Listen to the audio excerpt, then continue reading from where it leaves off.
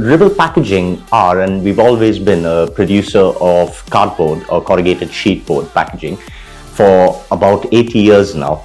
What separates us from the other competitors and from other players in the corrugated market is our ability to produce a unique form of cardboard, which we call fanfold, which is continuous card, which is produced as a continuous length rather than sheet form as well. We have the option of doing both, whereas the fanfold, I believe there are only 2 businesses within the UK that currently produce this format of cardboard. I've been on several training courses like the ones offered by the Growth Hub in the past. My primary motivation for going on this course was to support my team leaders who had never been on this sort of training before. So they were a bit nervous about what to expect. So me having done that before, said, look, I'll join the course with you. I'll get something out of it as well.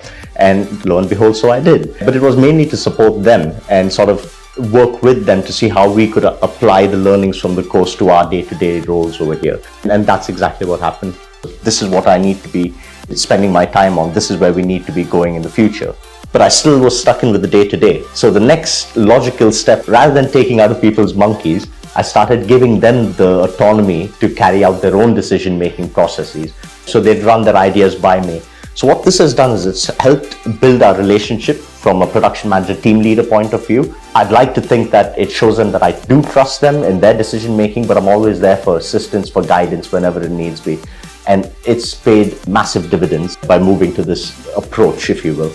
A lot of this might not be measurable, but you can see it in the culture that we've developed, the camaraderie that we have now, the team working that we do. By working together now, we are much better on our labor utilization, we're much better on problem solving as a team, and much better on communication, which for me is the absolute most important thing for a successful business.